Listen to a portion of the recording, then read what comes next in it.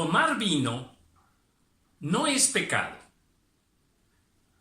Tomar vino no está prohibido por Dios.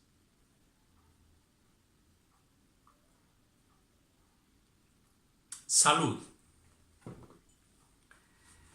Bien, hoy vamos a hablar de un tema muy interesante y que a veces ha sido controversial. Y bueno, vamos a dar algunas enseñanzas basadas en algunas escrituras donde vamos a explicar claramente la voluntad del Señor con respecto a esta bebida creada por Dios, el vino, y que también es tipo del Espíritu Santo. Bien, ¿cómo podemos nosotros afirmar que tomar vino no es pecado, que no está prohibido por Dios? Bien, habría muchas escrituras, pero nombrando algunas de ellas diríamos, por ejemplo, que el vino también era recibido, ordenado por Dios para una libación ofrecida al Señor. También podemos decir que Timoteo estaba un poquito enfermo y Pablo le aconseja que tome un poco de vino por algunas enfermedades que tenía de carácter estomacal. Entonces Pablo le asigna al vino algunas propiedades medicinales.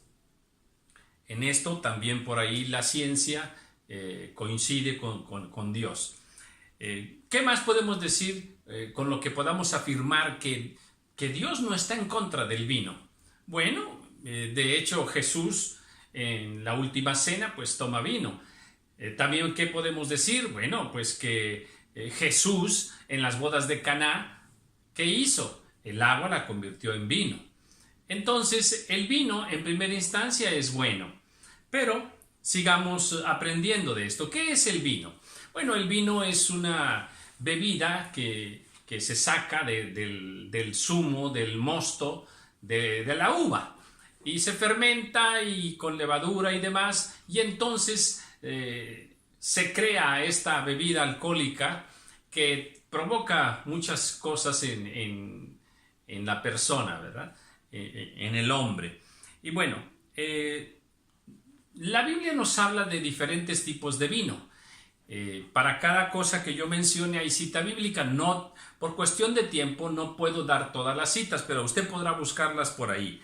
Nos habla del vino refinado en Isaías, nos habla de vino dulce, nos habla en el libro de Nehemías. También nos habla de vino mezclado con agua, vino purificado.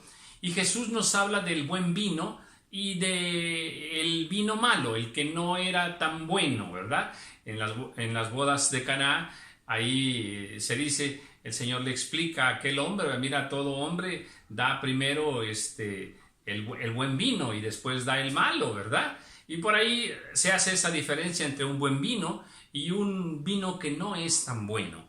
Entonces, en el Salmo, el capítulo 104, Salmo 104, en el versículo 15, hay una escritura interesante. También está en otras partes, pero yo tomé esta. Dice el 14, Él hace producir el heno para las bestias y la hierba para el servicio del hombre, sacando el pan de la tierra. Y luego dice, y el vino que alegra el corazón del hombre. Bien, una de las sensaciones, una de las reacciones que esta bebida provoca en el ser humano es la alegría. Les alegra. Bueno, y todos hemos visto a una persona que empieza a tomar. Empieza a cantar, empieza a reír, empieza a hacer cosas que normalmente no hace, empieza a gritar. En México es conocido el ajúa, ¿verdad? Y entonces vemos una alegría en el corazón del hombre cuando bebe vino. Bueno, pero si tú solo quedara hasta allí, hasta esa alegría estaría muy bien, ¿verdad? Excelente hasta ahí. Pero no queda hasta allí. Hay otras escrituras que nos hablan y nos describen más reacciones, más efectos del vino en la persona. También las voy a mencionar y no iremos, a la mayoría de ellas no iremos. La Biblia dice que el vino también aturde. Y ahí ya estamos hablando de otra cosa diferente a la alegría. También en el Salmo dice que excita a la persona. Y vamos a tomarlo en ambos sentidos también, ¿verdad? Dice que la sidra y el vino son alborotadoras. Se empieza a alborotar la persona un poquito más allá de la costumbre, de lo normal. Empieza a haber disensión, disentir de lo que los demás dicen. Empieza a haber disolución. Y por eso ahí ya son situaciones un poquito de riesgo. También la persona que es ya dada mucho al vino, pues también puede venir a pobreza, dice la Escritura. También nos habla de que el vino va a provocar rencillas, pleitos, golpes, heridas. Y bueno, ahí ya estamos hablando de situaciones delicadas. Todos nosotros conocemos cómo una tarde, cualquier tarde, un grupo de amigos están tomando, se empiezan a subir de tono las pláticas, empiezan los disentires y de pronto ya hay ahí una riña, una trifulca. Y todo salió ¿de dónde? Del tomar vino. Entonces, repito, si todo quedara, como dice el Salmo 104, en el versículo 15, si solo quedara nada más en que el vino provoca una alegría, eso sería excelente. Pero al escudriñar la Escritura vemos que el vino, cuando seguimos tomando vino, esto nos lleva por caminos peligrosos en el comportamiento de las personas. Entonces, y bueno, pero hay más. Esto no es todo. Hay más situaciones todavía peligrosas que el vino conlleva. Y cuando las personas siguen tomando y siguen tomando vino y siguen tomando vino, entonces llegan a un estado de embriaguez. Entonces se ponen ebrios y hay más efectos más duros, más difíciles en la vida de las personas. Por ejemplo, en Proverbios capítulo 23, mire, hemos leído estas escrituras. Dice desde el 29, ¿para quién es el ay? ¿Para quién el dolor? ¿Para quién las rencillas? ¿Para quién las quejas? ¿Para quién las heridas? ¿Para quién lo amoratado de los ojos? ¿Y qué dice? Para los que se detienen mucho en el vino. Fíjese bien, se detienen mucho, o sea, toman mucho vino. ¿Ok? Y más enseguida dice más cosas. Dice, no mires al vino cuando rojea, y dice más cosas. Luego, mas al fin como serpiente morderá. Entra suavemente, ¿verdad? Y aquí también lo dice. Dice, tus ojos mirarán cosas extrañas y empezarás a hablar perversidades. Ya se transformó la persona. Ahora está ebrio, porque se detuvo mucho en el vino. Y esto ya le provocó visiones. Mire, yo siendo un joven de 16, 17 años, recuerdo que estaba con uno de mis amigos. Muchos de mis amigos eran dados al vino. Yo nunca he tomado vino. Alabo al Señor por eso. Y bueno, una noche aquel amigo se puso muy embriagado. Su padre me pidió que lo ayudara y yo entré para tratar de ayudar, y mi amigo estaba todo fuera de sí, hablaba incoherencias, me aventó con un radio así, me pegó en la pierna y andábamos ahí persiguiéndolo en el cuarto. Y entonces recuerdo yo que decía, mira la víbora, mira la víbora. Y esto me recuerda a este pasaje. Verás visiones, terribles visiones. Entonces, aquí vemos que el vino embriaga a la persona y entonces empieza a tener reacciones bastante delicadas, pero hay muchísimas más. Por ejemplo, en Isaías capítulo 28, y usted se va a sorprender también, cuando escudriñamos la escritura para diversos temas, nos sorprendemos grandemente. Dice así para estas personas que tomaron vino. Oiga lo que dice. Pero también estos erraron con el vino. Luego dice, y con la sidra se entontecieron, se embrutecieron, se hicieron tontos. La persona se entontece con el vino. Y ahí ya no estamos agradando muy bien al Señor, ¿verdad? Dice, el sacerdote y el profeta, dice, erraron con sidra, fueron trastornados por el vino, se aturdieron con la sidra, erraron en la visión. Escuche, dice, tropezaron en el juicio. Ya no puede la persona tener un juicio correcto de las cosas. Dice, porque toda mesa está llena de vómito y demás. Bueno, entonces, vamos, ya estamos hablando ahora sí de palabras mayores. El vino entonces lleva a la persona a un estado bastante delicado. En el libro también de Jeremías, en el capítulo 23, versículo 9, ahí dice que el vino los domina.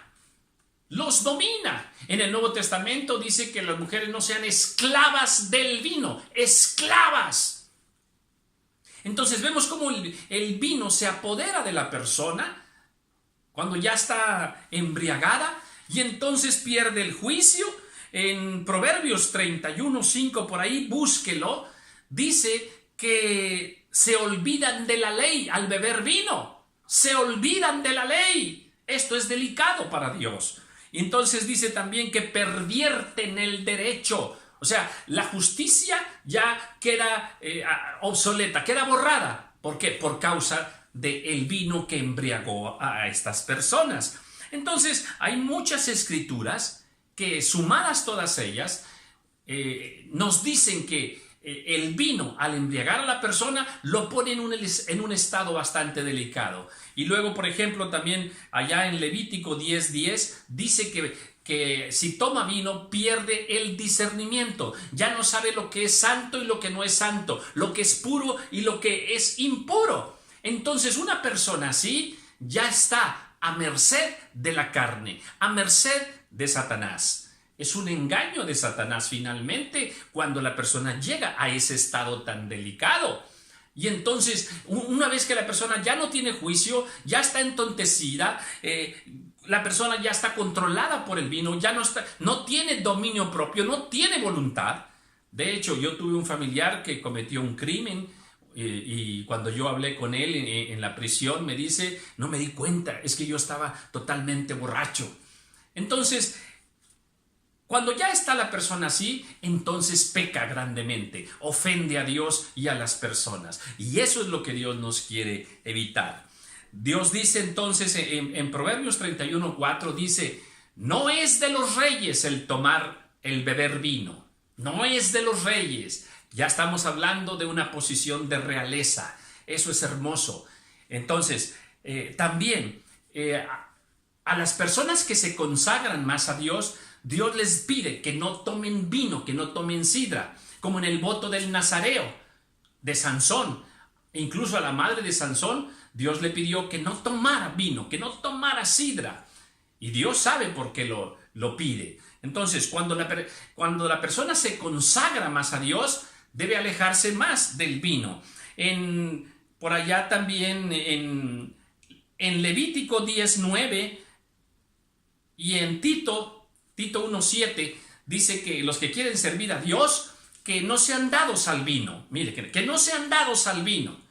Y en Levítico, como dije, de 10:9, ahí les dice, mira, no beberás vino cuando vayas a entrar al tabernáculo de Dios. O sea, cuando vengas a servir a la casa de Dios. ¿Qué quiero decir? Que aquellos que quieren servir a Dios deben alejarse del vino.